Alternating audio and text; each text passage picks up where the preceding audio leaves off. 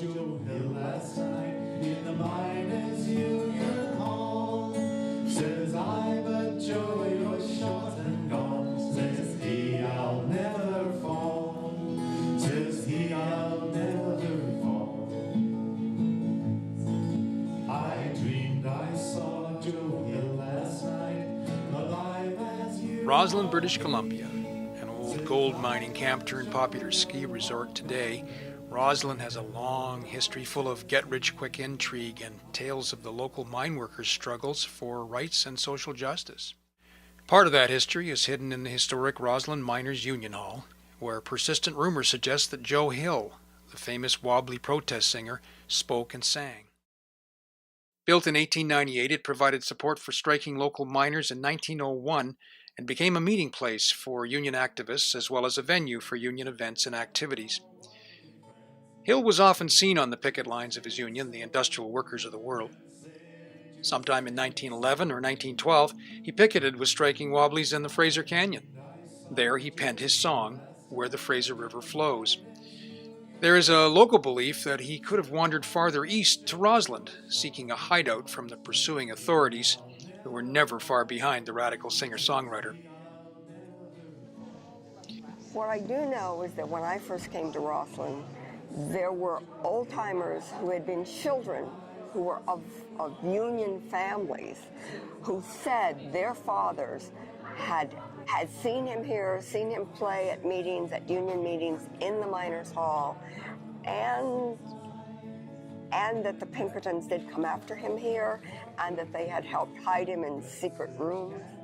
You know, there's talk that he was here and was a speaker on a couple of different occasions. I don't know what those events would have been, but also the rumor that later on, when he was sought after by authorities of a whole pile of different natures, he hid out, or he was hidden out in the Roslyn Miners' Hall and didn't leave there for all, the period of time that he was here. Wasn't seen in town, but the rumor was that he was here. It would have been the first time a wobbly came to town.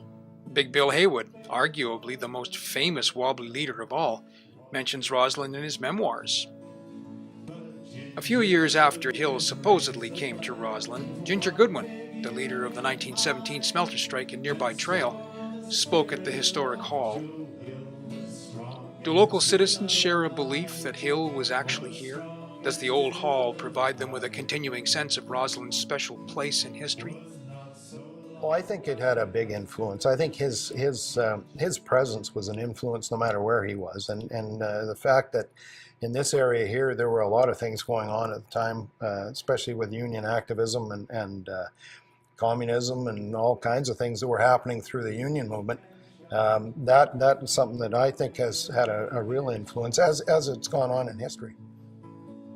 Whether it's a legend or the fact, the reality is that Joe Hill and the union people here were undergoing the same kind of persecution, and they were fighting for the same causes, which made them natural allies. And it seems to me really probable that he would have come to offer them to support, and that they would have regarded him as a hero. Joe Hill was a musician.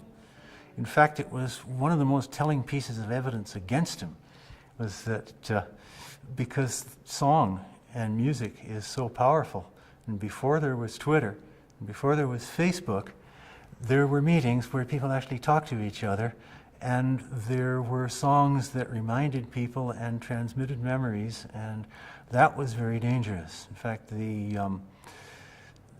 police chief of San Diego sent a note to the Salt Lake City police chief when Joe was arrested, and he said, "You have certainly got the right man. He is definitely an undesirable citizen. He is somewhat of a musician and a writer of songs for the IWW." And that was the telling thing about why they were so nervous of Joe Hill. He could pull people together, and he could do it with song, and then they would remember. Today, the Roslyn Miners' Union Hall is not so much a union hall anymore, though its legacy as such is intact. It now serves as a community and cultural center. An annual film festival is held here, among other activities. just walking around this hall and looking at what the miners said they wanted built and what they paid to have built with their own money. The bosses didn't build this, the government didn't build it, the miners paid for it out of their own pockets. And they built a hall that is not just an enclosed space to hold meetings. It's a thing that when you walk in, it says, this thing has dignity. It's got presence. It's got continuity. It's got quality. It's intended as a heritage. And they didn't build it for the few miners who are going to be here for a few years. This building was built to stand as part of the community.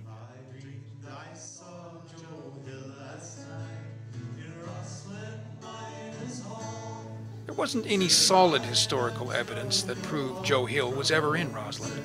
No graffiti scratched on a back wall reading J.H. was here. No ghost hiding in the rafters of the fourth floor attic. Still, what does remain is the rumor of his visit, a kind of rural urban legend perhaps, and a fighting spirit that can still inspire young and old alike to stand up for what they believe is right and just. In fact, the legend of Joe Hill's secret Canadian hideout still resonates at the Joe Hill Coffee House once a month, when some of his songs can still be heard bouncing off the big ceiling beams of the Roslyn Miners Union Hall.